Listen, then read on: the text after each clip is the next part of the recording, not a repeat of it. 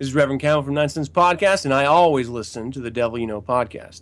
I always listen as in they've only been around for a couple of weeks, so I listen for a couple of weeks. And I mean, to be fair, I don't really listen all the episode. I like sort of do sound bites of the episode.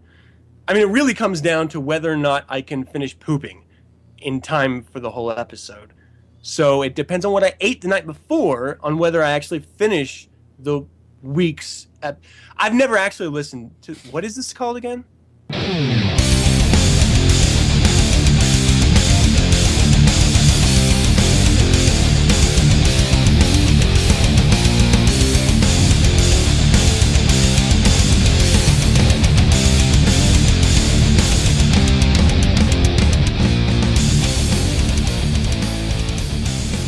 Guten Tag, everyone.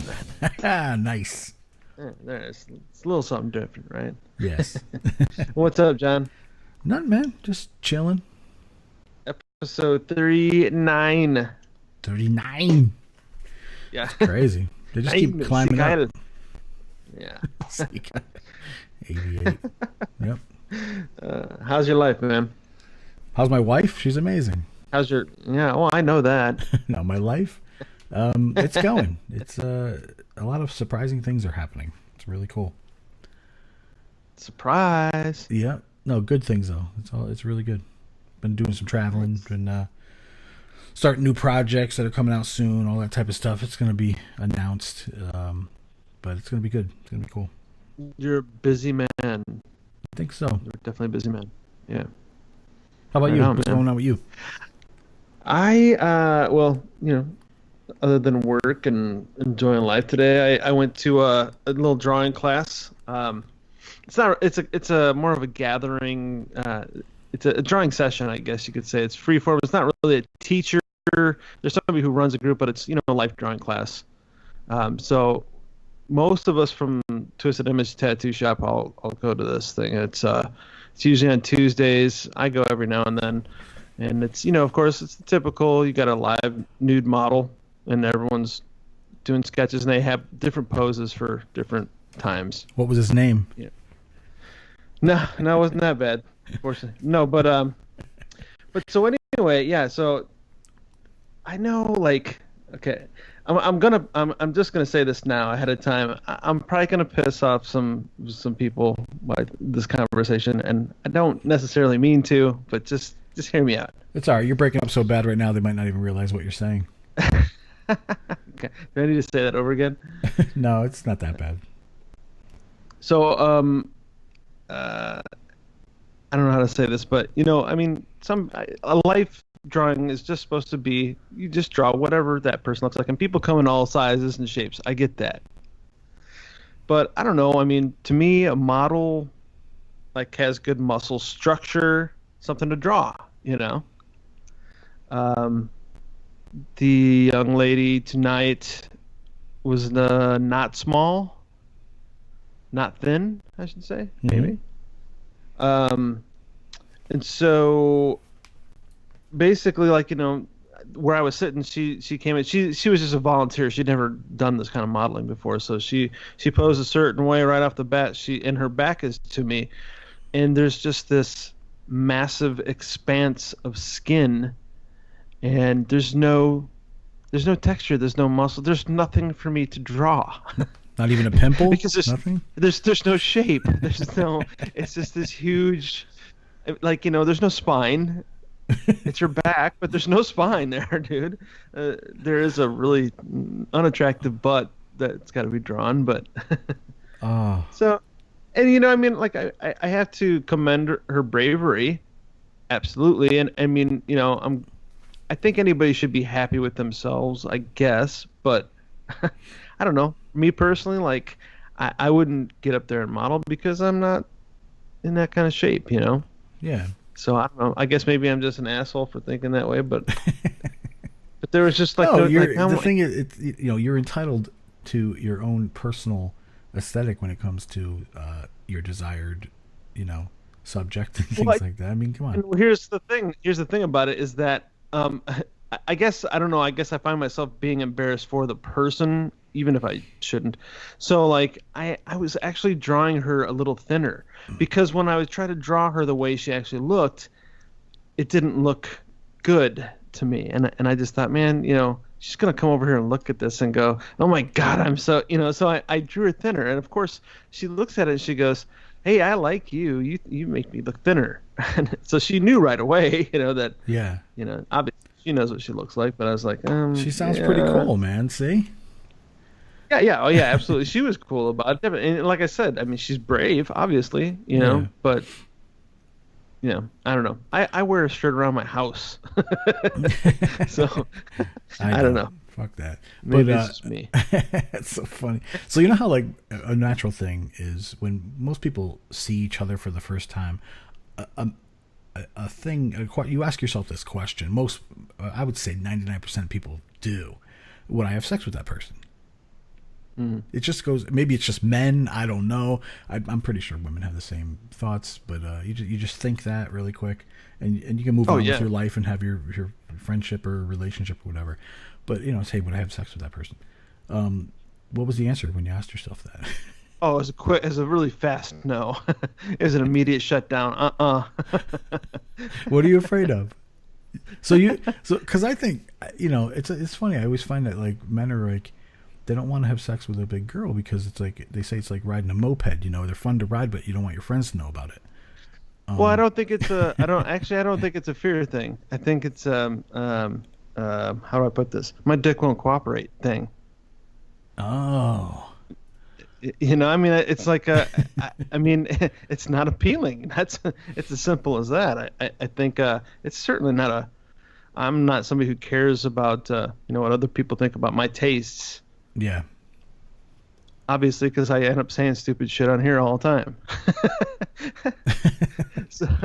Right. So that's not an issue. It's just more of an issue of get me. I mean, yeah, sure, give me a Playboy to look at first, I guess, and. Oh. but you know what I'm saying? It's like, I mean, you're either attracted to it or not, and that's just not an appealing thing to me. So.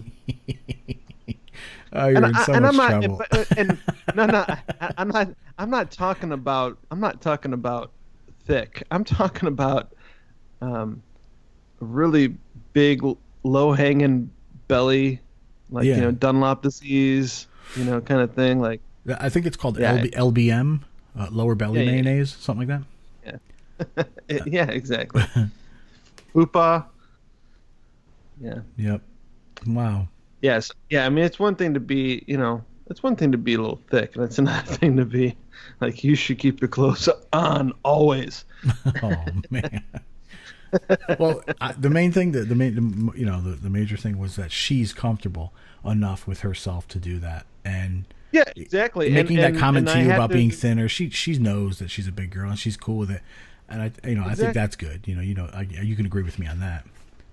I absolutely can. As a matter of fact, we used to talk about that with some of the, I guess, up in Chicago when my band would play different shows, we'd have different performers that would come on stage with us. You'd have like the girls with the, like grinding sparks, and you get different exotic dancers and stuff, and a lot of them are not slim, and there's a great respect for them amongst all the other performers as well there, because they have the courage to say, I'm going to go up there and do this anyway. Yeah, that's kind of a kudos, because I couldn't. Yeah, when I was younger and I was in bands and stuff, and before I was singing and stuff, I was playing drums, and we'd play out, and I was such an asshole. Like I would play drums, and every time like I'd see a chubby chick, I would just be like fling, and I'd grab another stick. Like I would just fling sticks like directly at their face. What an asshole! But why? And I did. I don't know. It was our band. Just we were like, we had signs on the front on the band room door. No fat chicks allowed. All that stuff. I mean, I think I kind of just let them influence me with that. So I kind of just did this thing. We used to say after a while, we started saying that we actually wanted more fat fans because it took fewer of them to sell out a place.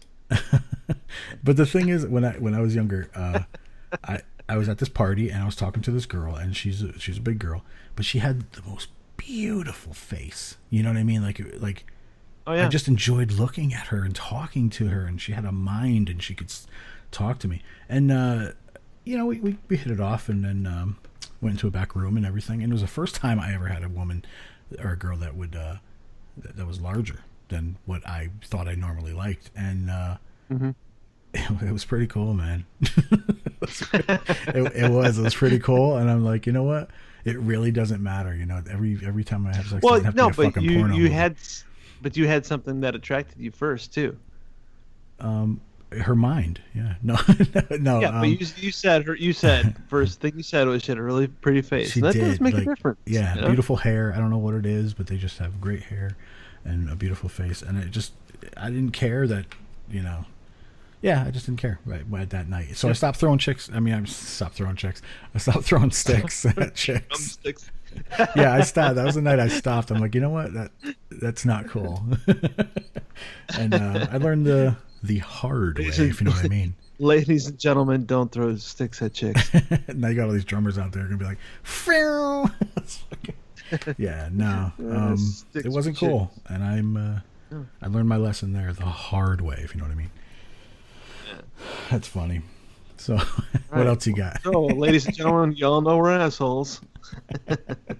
No, I used to be. You are now, because you said you just thought this, 2 days ago? No, I'm kidding. No, it was tonight. Oh, tonight? Oh, shit, man.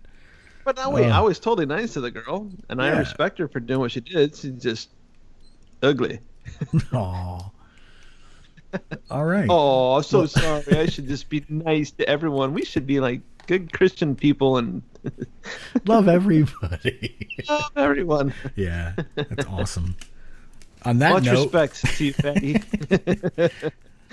Let's let us move on. Let's stop pissing off people. All right, let's go. All right.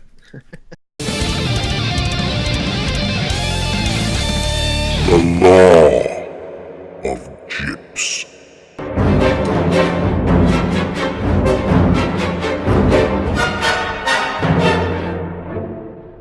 Law number 18. It's the journey and the destination that matter. One simply does not hold air without the other. Enjoy the journey while reaching your goals, but make sure you actually achieve your goal and finish what you begin. At the same time, keep in mind, you cannot reach your goal while skipping past the journey of your perseverance, pre-planning, hard work, and determination. Having a trail without a purpose, objective, reason, or goal will send you running in circles, chasing something which you will never find. Having a clear destination in sight, without planning the journey, much less taking it, however, will shelter you in a bubble of false hope. Either way, you're wasting time, energy, and vital existence. And as Megas LeVay once said, Satan represents vital existence instead of spiritual pipe dreams. What are you living by? Vital existence or spiritual pipe dreams? Hell, Satan.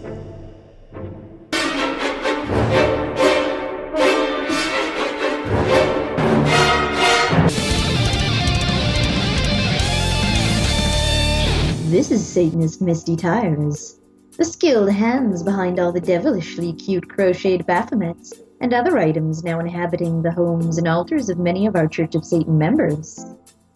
We all know the TSA are assholes for taking Christopher Walken's satanic owl. Well, if you want to help him get it back, and even get one of your own, make your way over to iSatanist.com soon, because that is where you can find them.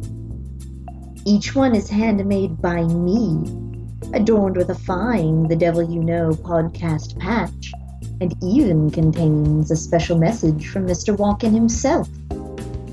So, head on over to iSatanist.com in the coming weeks for some fine satanic owls, or follow my Satanist Facebook page for any news on Baphomets, satanic owls, or any other devilishly cute goodies. You know you want them. Hail Satan.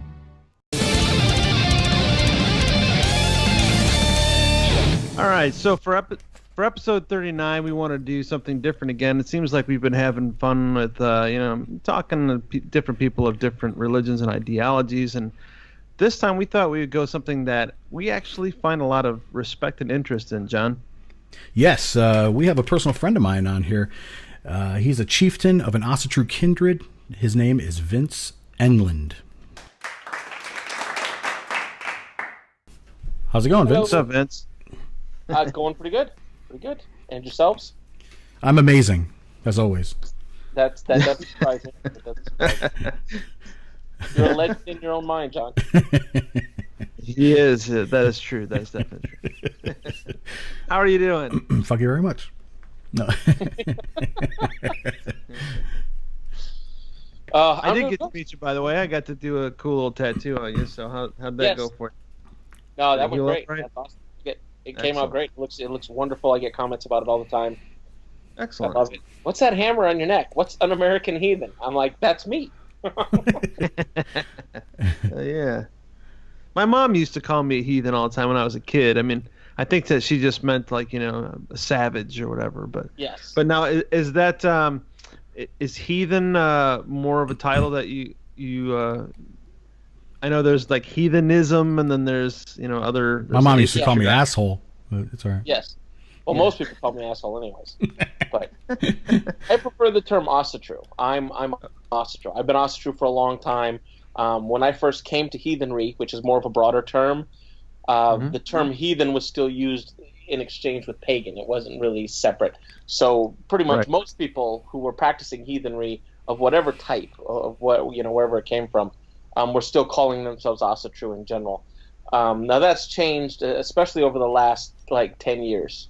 So over the last 10 years, the term heathenry has become more popular as a broader general term, including different off-branches like theodism, which is specifically Anglo-Saxon, Odinism, which is much more Norwegian and English, Asatru, of course, Fjornsed, which is very Swedish, and all of these are very similar in lots of ways. But then they'll have little regional differences and sectional differences on the detail stuff. So I like to, when I'm talking or giving lectures, I try to stay pretty general. And so most of the stuff I talk about would apply to most people who called themselves heathen. Although I do prefer the term Asatru. Now, I got to ask you this just because this happened just the other day. I covered up some Nazi tattoos on a guy, and he said it was because he was an Odinist. And I thought, oh, that's not... Because he asked me if I was an Odinist, and I said, no, because I have the Thor's hammer on my neck. And I said, no, I have a great respect for it. He said, oh, because I'm an Odinist, or I was, and that's why I'm getting these covered up. And I was like, well, I didn't realize that it had to be tied together. Is that something that you could shed some light on? Oh, yeah, no, it's not tied together.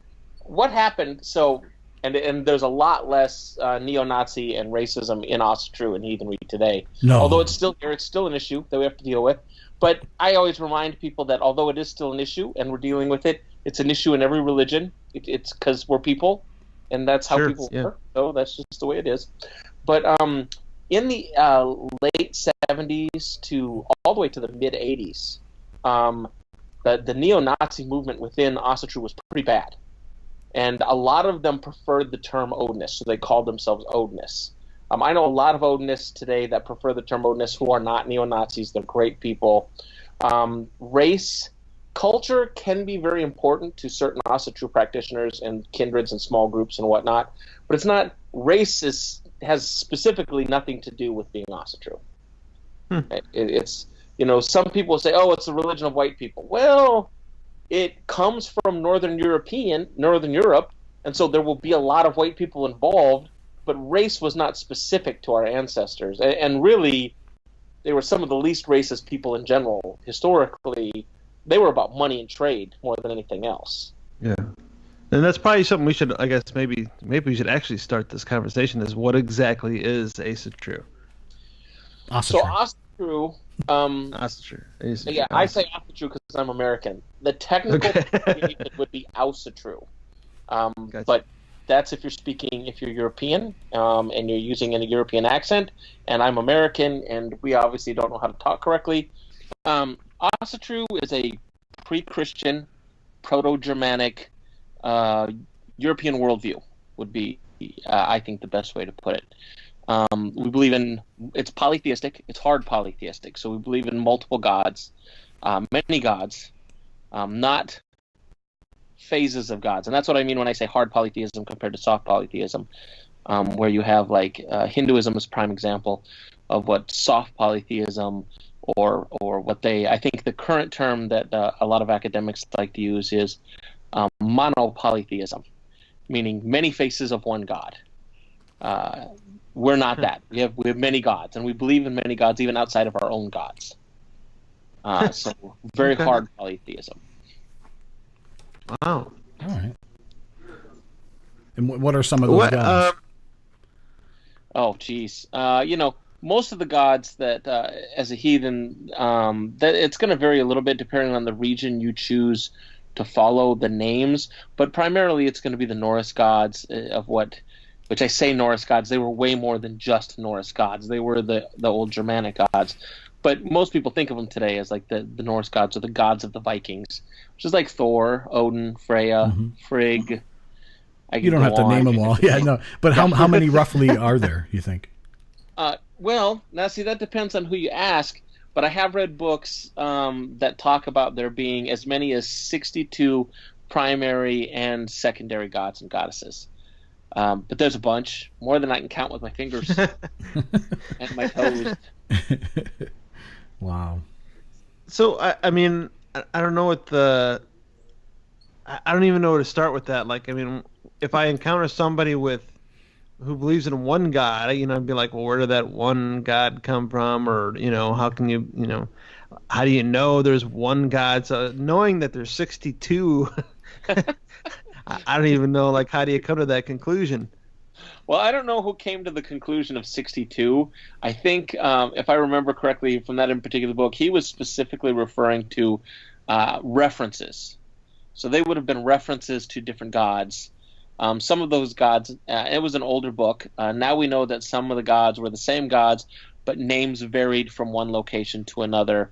And then over time, they even changed and became. So, Russia's a primary example where you have the god Perun, which is part of the Slavic heathenry. At one point in time, Perun and Thor were the same god. As the Rus, who were Swedes who traveled and migrated into the Slavic countries and started to take up positions of kingship within those areas, the worldviews started to merge, the languages started to merge, and what you have is a traceable linguistic line where we can see the god Thor becoming the god Perun through writings. We can see it in poetry and stuff like that. Now, the one thing is, as heathens, we do believe that new gods arise and fall and whatnot. Our gods are not necessarily specifically immortal, but so just because Perun came from Thor doesn't mean that they're the same god anymore. We believe that they are different gods now. But so we can see certain stuff like that where we can see the progression of a god into another god, kind of a thing. And so I think the 62 comes from just all these different references that we have. Okay. So there's a good chance that Geddy Lee is a god and we just didn't know it. Yeah, it could happen, I suppose. Because he's pretty badass on bass, I'm just saying. We know Lemmy is, right? I'll let you know. That's funny. So, I mean, you actually believe that these gods exist and they're, watching over and watching what you're doing and things like that? Well, we believe they exist. I don't believe the gods are watching. I hope the gods aren't watching what I do, because the gods tend to be annoying and like to screw with people. So ideally, I don't really want the gods paying that much attention to me, just a little tiny bit.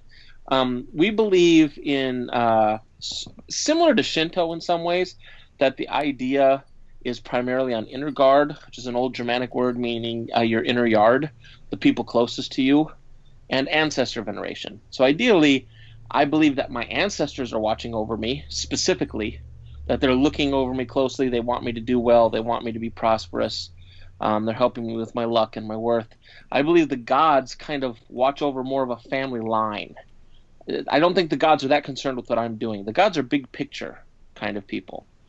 People's a bad word, they're gods, but they're big picture beings. They're worried about stuff that I don't even think about because I'm a human being, and they're gods.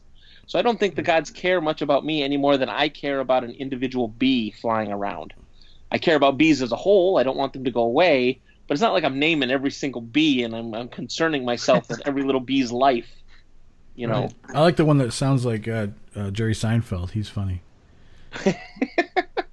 Why is it cottage cheese? Sorry. Yeah, he's a good bee, so I can see why you'd focus on that bee. Well, and I mean, I always thought that was an interesting way to look at it. Like, if I was going to actually have respect for a god, I would want it to be a god who doesn't even think about me at all, because he would be so much greater. So the idea of like Christian gods, or other guys like that, you have people have these personal relationships. It's so strange. Like, he must be small and weak, if my opinion makes a difference in his life. Yeah. Now, that doesn't mean we don't believe. I like this one reference that I got from a friend of mine, and it really made sense with me. We don't necessarily believe that the gods don't see us as individuals at all, but it's just not a big concern. And so I like the idea of, somebody brought it up, that the gods are like, my relationship to the gods is like my relationship to the President of the United States. You don't? I know who he is. I know where he's at. You don't like him either? General. Oh. No, well, I don't really care for him in general. I'm just speaking in general. We're using the relationship as a comparison. Right. So the president, whoever it happens to be at any given time, doesn't give one rat's ass about me because he doesn't know me. Now, hopefully, in a perfect world, the president cares about the people of his country in general, but really the president doesn't know who I am. Now, I can change that, and a prime example is I've received 2 presidential accommodations for volunteer hours donated to special needs programs, teaching martial arts. So Nice. That means at some point in time, and these come from the president, at some point in time, some letter in a big box of other letters that went out to the state with this program, the president signed and saw my name. That doesn't mean he cares about me. That doesn't mean that that anything has really changed, other than the fact that for a brief second in his day, he saw my name, and then he moved on. Well, then it happened twice. So now the second time, maybe he goes, oh, well, you know what? I remember this guy from before. He's working hard. That's the extent of his knowledge of me or his caring about me.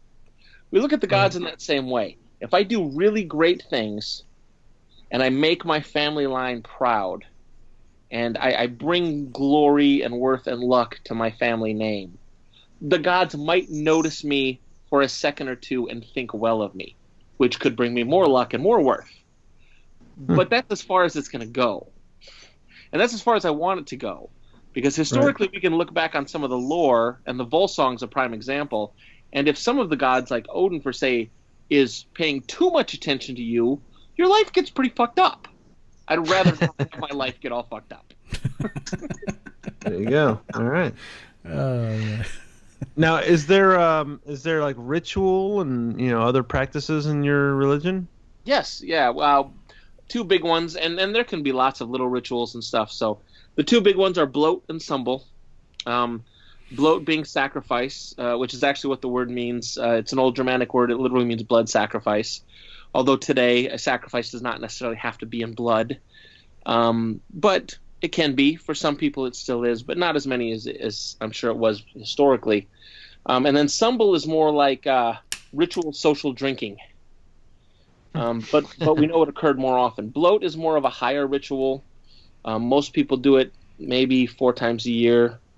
Some people who do it a lot more than that are probably taking it too far, because it was never meant to be anything other than a high ritual kind of thing. So most people that I know will celebrate bloat. They'll have a bloat on the 2 solstices and the 2 equinox. Gotcha. Then there are other rituals which can be feinings or offerings. And offerings could be to the land wights or the land vetter, or to your ancestors, which is very common. A lot of people do ancestor offerings. We do that all the time. Sumbels. And then other rituals may include like coming of age ceremonies, naming rituals for newborn children, things like that. Okay. I like the social drinking ones. That sounds pretty cool. yeah, Yeah, I there's get a down lot with of that. social drinking in Asatru. A lot of in mead. general. Yeah. Yes. And other things. And beer, Beer. Of course. So that's awesome. But now I've sat next to you on a couple of the panels at the colleges and stuff, and a lot of the time I get asked a question, and you got asked it right before me, and you pretty much answered it for me, because something that you said, aside from the gods thing, was just right in line with what I had to say. And it's really funny how a lot of the beliefs aside from the gods is, in line with satanic principles. Yeah. Well, I think if you take a lot of the, we'll call it overly religious, and I don't mean that in a bad way, because I do believe in these things, but we'll take the overly religious stuff out of it. So we'll take out the gods. Are there gods? Are there not gods? We'll just remove that from the conversation. And then we can take out, well, are there land Vether? So are there elves and dwarves? And we'll just take that part out. And we'll stick with, do we believe in our ancestors? And do we believe in the rest of the worldview that our ancestors believed in? And once you look at those things, there are a lot of similarities between Satanism and a lot of other similarities and other ideals that exist in America today, because a lot of those same worldviews and principles were part of the Founding Fathers' establishment when they established this country. And I think that's why a lot of Americans, not only coming from a European background, but even just looking back at our own history, feel a drawback to a lot of these worldview ideals, because they are very much a part of our modern life. At least our recent modern life, maybe not currently, and maybe that's why a lot of people want to get them back. But up until the late 70s, a lot of these ideals were a part of many Americans' life, whether they were Christian or not. Yeah, it's a popular misconception about the Founding Fathers. A lot of people out there assumed that they were Christian, and that was not the case. No, a large portion of them were not. Right. Yeah. And Thomas Jefferson spoke out against Christianity all the time. He really had a problem with the establishment of Christianity, and he wrote about it and he spoke about it consistently. Mm-hmm. So what are some of the, aside from, like we said, aside from the maybe God aspects, what are some of the principles behind Asatru? Well, some of the principles can vary from one place to another as far as the small details. So I can give you a broad overview. A lot of people coming from like old school Asatru, starting back in the 60s and moving up today, we had an idea called the 9 Noble Virtues. And these were something, they weren't traditional. This was something kind of made up. It was a modern concept, although they were taken, the 9 Noble Virtues were taken, inspired by the lore and the mythology and stuff like that. And really they're kind of like, what I like to refer to is like a logos. If you look back at, polytheism, ancient polytheism and philosophy, an ethos that's shared by a large group of people is a logos. And so that's what it is. It became an ethos that a lot of people just happen to share. In a modern, we've learned a lot over the last 15 to 20 years than we ever knew before, especially over the last 10 years. There's just been a mass amount of new information. And even so much of the fact is we have old information, but we have new verification of different data. So interpretations have changed because we've learned new stuff. Our views of things that we used to think were important have changed because we've learned new stuff. And so this has brought around the idea of certain principles within the worldview that are very important. And one of those that I like to always remind people of is this idea of inner guard and outer guard, of your personal loyalties being first and foremost to the people closest to you. And people that are outside of that have very little worth. I can appreciate that. Yeah, because absolutely. Our family and our closest friends first. Yep. And so the people who have a lot of problem with this are generally people who have either they are still Christian, and aren't very open-minded to people who are not Christian, or people who have difficulty leaving Christian baggage behind when coming to heathenry, because they have this idea of charity and generosity, community, which are very Christian aspects, right? And really have no place in a heathen worldview. Now, that doesn't mean an individual can't be generous if they choose to be, but as far as the actual like heathen worldview, it's not a part of it. That's a personal choice that has nothing to do with being heathen. Our loyalties are to those people who affect our lives directly. Mm-hmm. And if you have no direct effect on my life, then really your worth and value to me is quite slim, and any interaction between us is simply a personal choice that I've happened to make.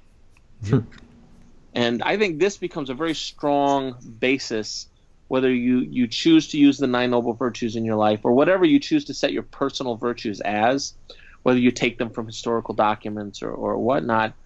If you're moving off of this basis that A, inner guard is more important than anything else, and B, all of our relationships are based on personal debt that we create between individuals, it creates a new way to look at the world. And I think a better way. When we take the principles of charity and generosity out of our relationships, and we base our relationships on what does it do for me and what do I do for them, we build stronger, better relationships. And we spend less time wasting on relationships that have no value. Yes, and those are both satanic principles as well. I mean, that's really what a lot of people struggle. Like you said, they kind of struggle with it because of, they when you describe your religion as being selfish, they don't understand that everybody is selfish. They just don't realize it, because it's selfish to give to a charity when it makes you feel good, but that's okay. I mean, if you're doing it because you want to do it, doesn't matter if it's giving of yourself, if it's what you want to do. So Yep. If my grandmother died of cancer and I want to give money to an association that is helping to fight cancer, that's a personal choice of mine, but it's not a requirement. Right. Charity and generosity are not requirements to be heathen. It is a personal choice for whatever personal reason you have for it. And if you are truly following a heathen worldview, then you're making those choices based on more important information. You're not giving to a homeless guy because he's homeless. You're giving to a homeless guy because you've seen him a bunch, or you know that he's hurt, or maybe he's a friend of yours or something like that. And so now there's more value to you to give to him, to be generous there. Right, exactly. Rather than, it's the Christian thing to do. Whatever. Right. We all know that's a lie. Nice. All right. Yeah. Awesome. No, so I'm thinking about the panels that we're on and stuff, and some of the questions we were fielded was like, where does it? Remember this one? Where does your moral code come from? Where does your moral code come from? Like, nobody really wants to know where my moral code comes from. So, where does it come from? So really, a moral code, every heathen's moral code is going to be a slightly different, but the basis premise of a moral code for a heathen is going to come from life experiences and your inner guard, those people closest to you. When it comes right down to it, when you look at the broad view, a lot of moral codes, and again, we'll go to Christianity because it's what most people know and most people can understand. A Christian moral code is based on these 10 commandments. These overly strict, incredibly rigid, totally unrealistic, unhuman commandments that are supposed to guide your moral code to help you make better decisions. But really, they don't help you make decisions at all, because they don't educate you or direct you or allow you to think for yourself. They're literally commandments. Whereas we have an ethos. We have a worldview based on our ancestors' actions and what we know that they did in times of crisis and strife, that we can base our moral code off of, because we can educate ourselves and we can make individual decisions. And so my moral code is based on my inner guard. So whatever my personal preference is, we'll use John for an example. So John's a good friend of mine. He's part of my inner guard. And if John was in trouble and I could help, then of course I want to go help. So, John, this sucks. Let me come give you a hand. Right. Now let's say John's neighbor is in trouble, and John really likes John's neighbor, but I don't know John's neighbor from Jack. So John comes to me and says, hey, you know what? My neighbor's a really good friend of mine. He really needs a hand. Could you come give us a hand? Maybe I will, because John's a good friend of mine. Right. And so maybe I come out and I give a hand for a little while. It's really not that big of a deal to me, and I'm like, okay, whatever. I'm just doing this for my buddy John. Now let's say John's neighbor, now having met me, his neighbor needs something. Now his neighbor's not a friend of John's, nor is he a friend of mine. And he calls me and says, hey, Vince, you did such a good job helping me out at my place. My neighbor needs a hand. Can you come give us a hand? No, go to fucking hell. You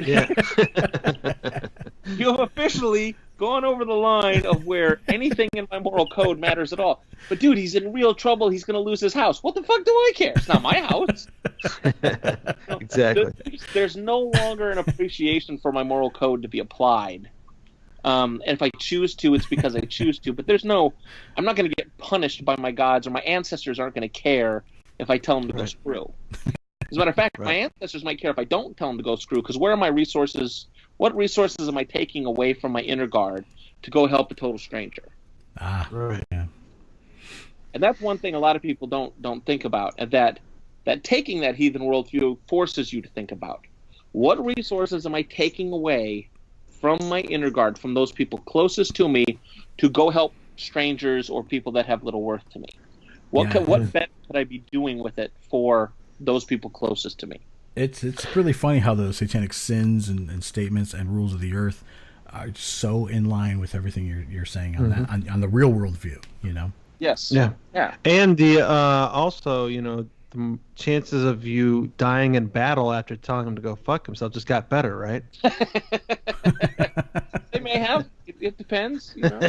Especially if That Odin glorious starts fucking death, with right? you. Yeah. Yes. Glory is always a good thing. Although I am not quite so concerned about dying in battle as others may be. But Oh, okay. All right. That's kind of more of an old worldview, right? well, yeah, it's kind of we'll say middle of the road. The idea of dying in battle for Valhalla is actually a late Viking era kind of a thing. Okay. And although as heathens we do still believe in Valhalla, if you actually look at the original legend and how it's spelled out, Valhalla is for such a small group of people. I mean, it really is. Just dying in battle didn't get you into Valhalla. That's a modern myth that gets talked about through media and music and stuff like that. It was actually a place where the best of the best of the best of the best of warriors went to help prepare for Ragnarok. And Gotcha. so, A, it's for a very elite group of people, and B, basically what you do is you get up in the morning, you eat, and you fight and die all day long so that you can get up in the morning the next day and do the same thing for pretty much eternity. Really, that seems kind of boring after the first few weeks. I mean, I'm sure for some people, that's their idea of paradise. For me, I can think of way better stuff I'd rather be doing with my afterlife. Yeah, definitely. Like, axe in the head again? Yeah. Damn it. Dude, Bjorn is Every killing time. You got me again. It's fine. I'll get you See tomorrow. you tomorrow. motherfucker. See you tomorrow. Rear naked choke. Can't believe I fell for it. It's so funny. Now, do you have regular like meetings, gatherings, We do, yeah. Sunday service? Well, I wouldn't go with Sunday service. We again, we meet on the two equinox and the two solstice. As a kindred, we meet for official ceremonies probably about 8 times a year, so almost once a month. But because kindreds like ours, for those people who are in a kindred, are very tribal, it's very much like a family. We actually get together regularly just for different things, just to hang out, to drink, to eat, to just do fun things and whatnot. So from an official standpoint, 8 to 10 times a year for actual ceremony or business-related, information to share with people, kind of a thing. And then once a month, most months, not every month because I get too busy and I shut them down, but most months we do an open discussion group on the second Sunday of the month. And that's for anybody who's interested, whether they're heathen or not, to come down. And it's literally an open discussion. We talk about topics. We bring up different things. Anybody can ask any questions and give their opinions and ideas. And everybody just kind of shares. And again, I think it provides a good learning environment for people that are new and even people who've been heathen for a long time. That's cool. I do have another question, actually. I know that, I guess what I should say, it seems from what I've read and from what I've heard from different stories that a lot of the Viking bravery came from the idea that one's fate is already it's sewn, it's already ready. You can't change your fate. Is that something that that you guys would hold to as well? Is that? I'll say yes with a caveat. Okay. It's how you define fate. A lot of people, and I'll say especially today in America, a lot of people have a very vague general idea of what fate really is and what it means. We do believe that there are certain aspects of our life that are preordained, that only the Norns know about. Okay. And the Norns would be the three women. And there's two ways to look at the Norns, so we'll just give you the most basic because the other one will take me a really long time to explain. So these are the three women that weave out everybody's life. They know what's going to happen to everyone. Parts of your life are predestined, especially your death. That's one of those things where, again, we hear about it in the 13th Warrior. The All-Father bore the stain of your life on his armor a long time ago. Are they kind of like psychics almost? They would be seeresses, witches. Oh, okay. Because I know all women are psychic because they're the only ones that know whether or not you're getting laid that night. Yes, that's right. So, please continue. They're all gifted that way. Only women can see the future. Men can wish. So, Go on. okay. So it's believed that the Norns have foretold certain actions that are going to happen in your life. So from a modern standpoint, if we look at this from a modern perspective, I like to tell people, because some people go, oh, so the gods know everything I'm going to do. They don't know everything you're going to do because you're free to make your own choices, and we have free thought. There are certain things that are going to happen to us in our life no matter what, death being one of them. Right. So we're going to die at some point in time, and the Norns know when it is. And first off, if we look at the lore, the gods don't know it, the Norns know it, and they don't actually share it with the gods. And on several times the gods want to know, and they have to go and bribe the Norns to know, and most of the time they don't get what they want because the Norns don't share that knowledge.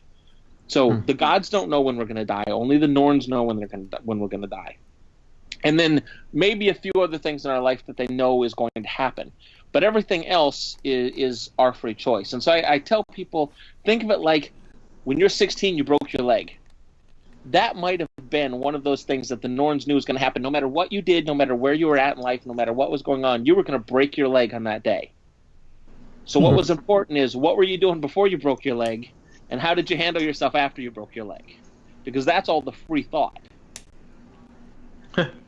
Interesting. Yeah.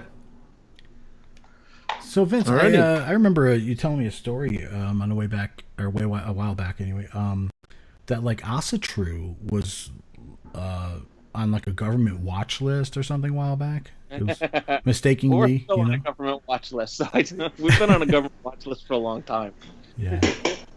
But recently when Janet Napolitano took over the Department of Homeland Security, Yeah. she rewrote the list of what they call homegrown threats, the homegrown terror threats. Yeah. And what they believed were the primary homegrown terror threats. And I found it funny because at that point in time, people following pre-Christian Germanic faith, she didn't say Asatru or heathen, but people following a pre-Christian Germanic faith moved up as for homegrown terrorists. Dude, we beat Islamic extremists. So we were in the top 3. Oh my God! Really? Shit. Yes. And most of this has to do with information coming out of prisons that's actually outdated and whatnot, that prisons still use, about how, all these white gangs are all, they all follow Germanic religious faith, which a lot of them don't, but some of them do. And it's just kind of funny. And so, yeah, we're on a watch list for 2 reasons. And one of them dates back to a document that came out in the 60s that was, interestingly enough, re-released last year. I'll have to see if I can find a copy of it again and send it out. But in the 60s, the FBI wrote a document together talking about the big movement with neo-paganism and witches to determine whether or not they were a social threat, giving the high-tension environment of the 1960s and 70s. And they wrote this whole document, and they determined that neo-pagans and witches of the time were not a considerable social threat from a homegrown terrorist point of view for several reasons. One, they were generally nonviolent and were more free-loving and stuff like that. They were unorganized. They were far too different from one group to the next group, even within the same regional area. And they gave all these reasons why they were different, but were not considered a reasonable social threat from a homegrown terrorist point of view. Well, about 5 years ago, and then again last year, the FBI released a document specific to Asatru and Germanic followers of heathenry within the United States, and doing a comparison to the document that came out in the 60s. Because we still fall under that pagan umbrella. Technically, all heathens are pagans, although not all pagans are heathens. We did not evaluate the same as witches did. And it's primarily because even though there are differences from one region to the next in details and stuff like that, there is a lot more similarities going from one area to the other. So we are still more organized, although we are not an organized religion per se. At events and gatherings, even if there are great social differences, people will still follow. We have the idea of grith or frith, which is like a peace. Everybody comes together, you keep the peace. That's just part of the rules. Witches don't really have that. We do. Also, we have no prones against violence, like none whatsoever. There's nothing in our religious or worldview beliefs that says violence is a bad thing. Violence is just a thing to use or not use as you see fit. Because of these reasons, the FBI determined that we were a reasonable social threat. We don't like to follow the establishment. We like to defy authority. We don't have a single leader. We're not Christians, so there's no pope or no single person to tell us what to do. We're individually local or organized on a local and personal level. We believe in independence and freedom, and we're prone to violence. So yeah, go figure. They consider that to be a social threat. What do you know? So, speaking of violence, which I like sometimes, you teach a martial art that's in line with your belief system, right? Yes, I put together a martial arts system I like to call the Krieger and Vey. And I shouldn't say I put together a system. All of the stuff existed before. I'm not teaching anything that hasn't been taught for thousands and thousands of years. I basically just put together, I systemized it in a way to focus more on the hand-to-hand combat of it. I called it the Krieger and Vey, which basically just means like the way of a fighter or a fighter's life or how to fight. It has a translation in most European languages, although it varies a little bit. It still all ranges around a fighter and how a fighter is who he is. And so I teach that, and it's primarily combative European tactics. So wrestling, grappling, striking, some weapons work and whatnot. And that's the primary difference. I tell people I'm not really teaching anything you can't learn in any historical, European historical combat club. The only difference is most of those clubs focus on fencing and swordplay, and we focus on hand-to-hand combat. Yeah. Okay. Yeah. Very cool. So it's more sensible, more accessible. More accessible and more functional. And also our focus is not historical. We learn the historical stuff so that we can learn how to apply it, but our focus is today. How do we fight today? Right. Yeah. Very cool. So you teach them how to break through a chain of Black Lives Matter protesters and stuff like that? Yeah. Yes, okay. Well, it could be a chain of anybody, but we do. I actually do teach how to break through crowd control and stuff like that. It's believe it or not, my combat karate instructor in South Dakota when I was a kid was a law enforcement officer. He felt that all of us needed to know how to break through a riot control line. So I still teach that, because if he thought it was important enough we need to learn it, then I think it's important enough that everyone I teach needs to learn it. I just use my car. Nice. But yeah. Cars are great for that. Yeah. That's funny. Well, especially if you have a kill guard. He really move people. So where can people go to, if they're interested in finding out more about heathenry and Ossetra and things like that? Where can they go? Well, there's a lot of places online. If they want to talk to me about it, they can hit me up. I have a website called wandererkindred.org. Or you can just look me up online and look up Vincent Enlund. I'm pretty much everywhere. I'm not that difficult to find. I'm on Facebook. There's a lot of groups out there. Some of them are good, some of them are bad. There's a website out called Real Heathenry. realheathenry.org. And that site's not run by me. It's run by some friends of mine. But there's a lot of really good articles and data on that site. And so better than my site. And so I'll say that right now. I haven't updated my site in years. If you're just looking to go to a website and read, go to their website before you go to mine. Their stuff's much better. Awesome. That's cool. They have a lot of people, a lot of academic background people writing articles for them. I have me. Right. So they have. I have me. I have me. The American Heathen. Yeah, the American Heathen. If you're looking for American Heathen stuff, you can go to American Heathen Products on Facebook and see all my stuff. Now, weren't you? I remember you saying something. You were the first to do something. I can't remember what you said it was. Was it the first to start a chapter or something? Or I can't remember what you were. I don't know. I was the first chieftain of the Asatru Alliance, which is a national. Yeah, the Asatru Alliance is one of the original national organizations for Asatru in the United States. It's one of the earlier ones in the world, not the oldest. I could list a couple others that are older, but it is one of the earlier ones. It is one of the oldest ones in the United States, still up and running. And so, yes, I was the first elected chieftain of the Asatru Alliance. I resigned from that position and left the Alliance like 4 years ago, I think. But I was with them for a long time, over 12 years. Oh, wow. Right on. Anything else, Dorian? All right. I mean, I could probably listen to this stuff all day, but yeah, of course. Yeah.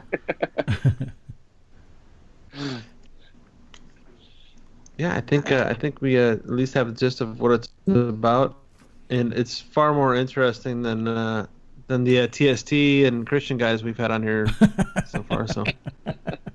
Well, yeah, because we're all about the glory and the warriors, So yeah, if you want to learn about Ossetra, go read a bunch of Norse mythology, because at the very least, it's entertaining and awesome.